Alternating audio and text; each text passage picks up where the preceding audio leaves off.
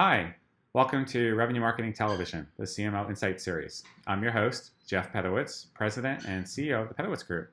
Today, as our guest, we have Melanie Huet, who is Vice President of Marketing for KraftHeinz. Melanie, welcome to the show. Thank you, Jeff. Nice to be here. Nice to have you. So, great company, big brand, lots of products. So, maybe tell us a little bit more about your role and some of your major responsibilities there. Sure. I'm the Vice President of Marketing at KraftHeinz, and I oversee a portfolio of about $3.5 billion. In that portfolio are some brands that you probably remember from your own childhood, so Capri Sun, Kool-Aid, and then Planters, and a variety of others. And what I focus on in my role is strategy, equity, and brand innovation.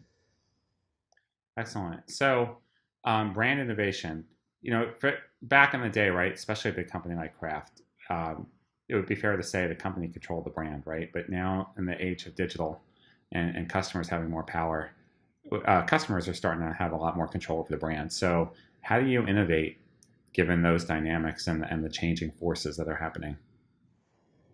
I guess it's a great question. So we spent a lot of time on that, and I'd love to talk a little bit more today about Kool-Aid, because when I think that brand's a great example of innovating the brand and not necessarily having to do everything through just product innovation. And so we focused really heavily on media innovation.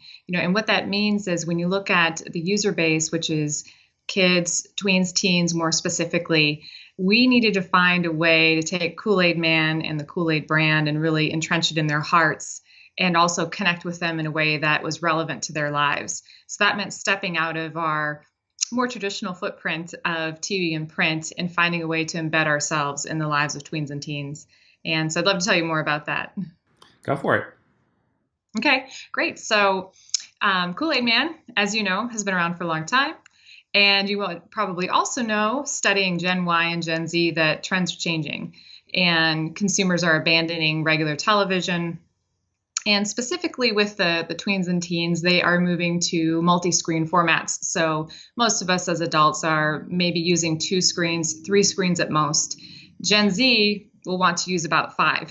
So when you're dealing with 3 to 5 screens, now you're in an entirely different ballgame. And also trying to reach these consumers is a little bit more difficult because they tend to be in mediums that don't traditionally have a lot of advertising built into them. Things like they're watching Netflix, they're gaming, they're doing other things. So when we decided to go about reinventing Kool-Aid, we had to really deep dive with our media company, Starcom, and understand where the children are.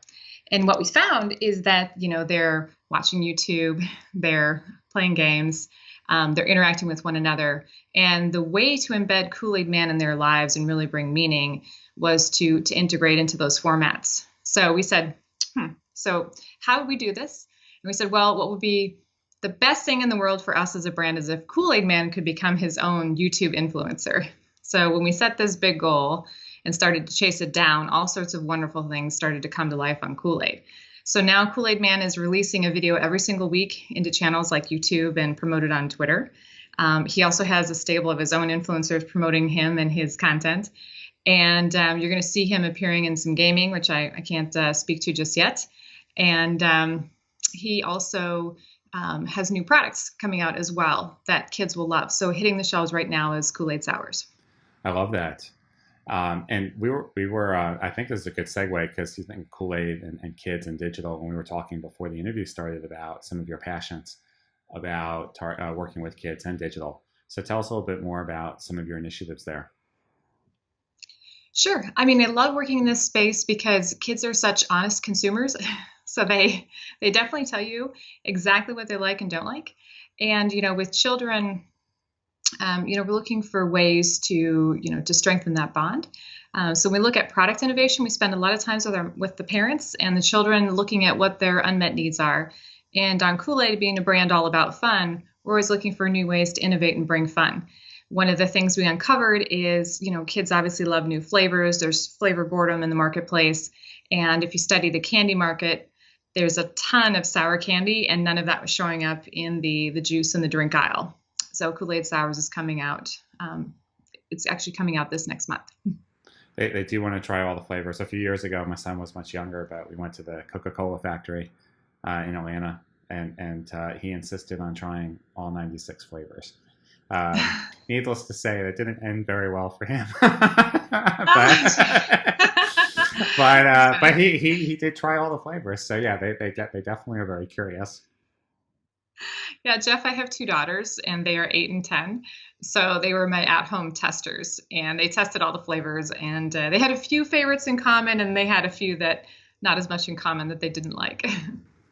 Can appreciate that. So, tell us about just some of your testing capability at Kraft Heinz, because with all the different brands, with all the different channels, how do you keep this all organized? I mean, what's your operation, I guess, look like? Because it's probably got to be pretty fascinating, I would think, with all the different things that you do.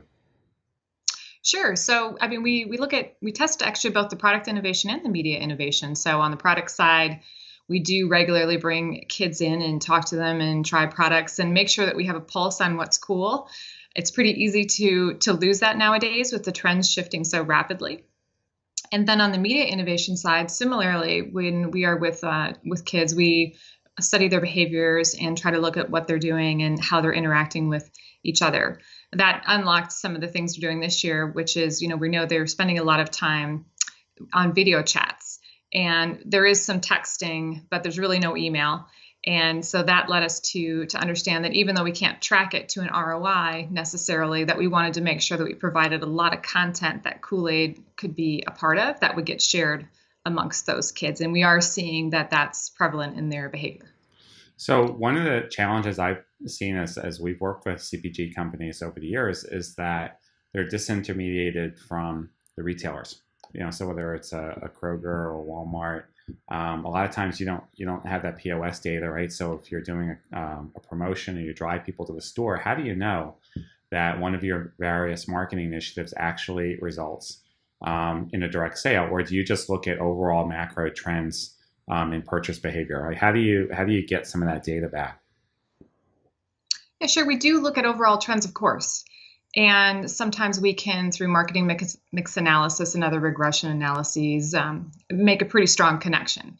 I would also say, though, that some of the new tech that's out there around where you can track a user's patterns, through Facebook and other trends, where we're able to kind of more clearly see where consumers are moving, is helping us understand which types of marketing efforts are gaining the most traction. And then, of course, things like e-commerce for home, because you can try to make a direct sale. We're also trying to tag some of our advertising where appropriate with digital coupons and things where we can actually track all the way back to point of purchase. So do you have direct commerce initiatives that you and some people can go right online and buy some of your products? Not so many. We tend to be working through Amazon and then the e-commerce platforms of our key retailers at this point. How is Amazon as a retailer to work with? Do they share the data with you? It depends on your relationship with them. A lot of that data is confidential that Amazon has. I had a relationship with them when I was at Kimberly Clark, and I was running the childcare business at Kimberly Clark because diapers and childcare products are so heavily entrenched on e-commerce. We spent a lot of time with Amazon, and they were a great partner. On the portfolio I'm managing now, it's a little bit different. On food, especially beverages, they just don't ship well. It's very expensive to ship water. And so, the link there and the sales there aren't quite as strong just because of that With piece. their purchase of Whole Foods, do you see that changing at all as they kind of get into a bit of a both traditional retail environment as well as shipping groceries direct to door, or do you still think it's maybe not? Oh, absolutely. Amazon buying Whole Foods has been tremendous because that gives us a lot more ability to sell our products. So those products can now be delivered directly to the home, which is fantastic. It also opened up some channels because Whole Foods, has a very tight restrictions on the food requirements and the ingredients that go into what they would consider acceptable products to sell in that channel. So, it's removed some barriers there that were there before. And I think we still kind of hold them up as best in class. So on Kool-Aid, while that brand is pointed towards fun, and will always be fun and does have some ingredients like sugar and other things in it. I also manage Capri Sun, and we've been taking a really close look at that ingredient line. And over the years, we've been improving because we want to make sure we have products that meet the needs of all the moms and would make companies like Whole Foods, more comfortable with selling us. So across all your products, what's an average time, I guess, for before a brand gets refreshed? Oh, like a small refresh or a big one? I guess a small one probably is not as noticeable. Maybe it's a small, subtle changes, right, in the minds of the consumer. But I guess maybe a big change to address like Sure. that. We just did a huge refresh on Capri Sun last summer that rolled out. A renovation and just again meeting the updated ingredient requirements that parents have, because really everyone's a lot more focused on health and wellness, which is a great trend. I would say in general, these refreshes tend to be driven by if the sales start to slow, then we tend to take a deeper look into the portfolio and do a larger refresh, and they're probably more like every 3 to 5 years. But on a daily basis, we're taking a look at everything we are selling and trying to make sure we're optimizing. So I would say the small refreshes, they can happen at any point in time. It's really based on if we see an opportunity, we're going to jump on it. Okay. So I'm just curious, what kind of technology does KraftHeinz use from a marketing standpoint? So if we're going to look at your stack, how do you go to market, channels, your view of the customer, your analytics and data and so on? What are some of the major components? Oh, sure. We have a variety of tools, which makes it a fascinating place to work. So we have a lot of analytical tools that we look at, Nielsen, and we use a lot of the different things that Nielsen offers in terms of looking at, equity, new products. We do a lot of testing in that space around brand equity, brand strength, sales, household penetration, all those metrics to keep a pulse on exactly how our brands are doing, where we have opportunity, where we might have some challenges. When we look at the innovation space, I'll repeat a little bit some of the same tools applied there, which is helping us understand, what consumers want. We can deep dive into ethnographies and other things if we need to get a little closer or make sure that, our data is still relevant, because sometimes trends change things. And then also just getting an understanding of the market size opportunity when we're looking at new products. And then on the ad tech side, which is really keeping all of us marketers busy and awake at night, that's where we rely pretty heavily on our media buying agency and also our ad agencies to help us stay on top of those trends and try to make sure that we put our right message, right time, right vehicle by leveraging that latest tech. Yeah, your DMP ad tech stack must be pretty comprehensive. I got to imagine that your paid media spend is pretty elaborate, especially worldwide. Yes, absolutely. It is pretty elaborate, and I think the most challenging part of the job, which is also the most fun part, is making sure that when something new pops up, that we jump on it right away. So an example of that, small example, but a good one, is Instagram came out with the stickers recently, a few weeks ago, and our agency team picked it up that morning. And they literally texted us like, we have to jump on this. And so we had a Kool-Aid sticker campaign running on Instagram, a couple hours later. And I think those are the types of opportunities you have to grab. So I think it was the recent Deadpool movie, the second one. And then there was a joke made that social media was dead. It was just a fad or passion. Do you think that's the case, or do you think like social is here to stay, and it's all different kinds of channels? I think it's here to stay for a long time. Like, is it going to be here in perpetuity? I don't know, because something could change that. But right now, I don't think it's a fad. I think it's really critical, actually, because a lot of your brand equity is tied up in social media.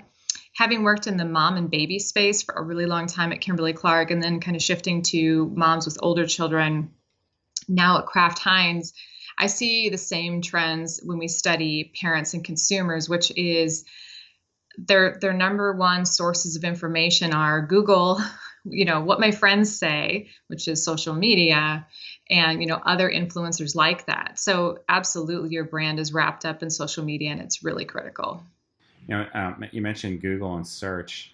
One of the things that we've been tracking is voice-activated search, just because the rise of Alexa, IoT, Siri. Last year, 40%, I think, of all search was voice-activated. So Are you guys tracking this too?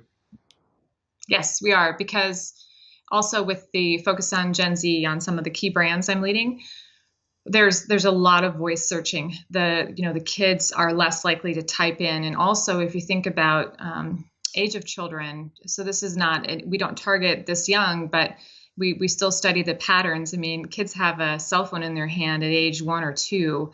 And so voice is an easy thing to use way before you're able to type words. And what we see with tweens and teens is that it's very heavy in the voice searching. And now I'm starting to see in the data as well that the adults are picking up, and that trend is starting to become more prevalent with them. So how does that change the marketing experience? Because now there is no copy or image or sticker or button. It's just a conversation, right? Or maybe it's music, or it's rhymes, or it's a game, or it's a quiz. Like, how is marketing going to change when it's a conversation? It's almost like the Minority Report kind of concept, right? But you're just having this conversation in the air without actually printing something. Jeff, voice search is going to change everything. And I think there's a couple big implications. The first one is when it's voice search, in out comes one recommendation as opposed to a list of maybe 10 that can show up on a screen, which means that you have to get into the number one slot, because if you don't get into the number one slot, you might be missed completely. You may have no option. Yeah, who's going to want to say, yeah, tell me page 2, number 17 down. I really want to listen to all that, right? Yeah. Yeah, you're like, Siri, stop. I don't need 10 recommendations. You want one. So that puts a lot of pressure on us. And then also, if you think about who are the companies behind the voice assistants, some of those might have their own products that they want to advertise, which could make it difficult for those of us in the branded space to get into that number one slot, or expensive, right? There's usually a path in, but it's never free. And I think then the second thing with the voice search is just all of the pictures and images are going away. So we're going to go back to this platform that's actually a little bit more difficult to brand in. So then things like what's your sonic identity is going to be critical. So maybe we're back to the new version of ad jingles and things that will help consumers link to your brand. Or smoke signals, just more in electronic format, right? Exactly. So the more things change, the more they stay the same, right? Yeah. Well, it's definitely a brave new world. So, Melanie, thank you for sharing some of your experiences. Fantastic company, and my wife and I, for certain, will continue to be consumers for many of your products. But thank you for sharing your marketing insights with us today. Thanks for having me. I had a wonderful time. Thank you, Jeff. Okay, thanks, Melanie.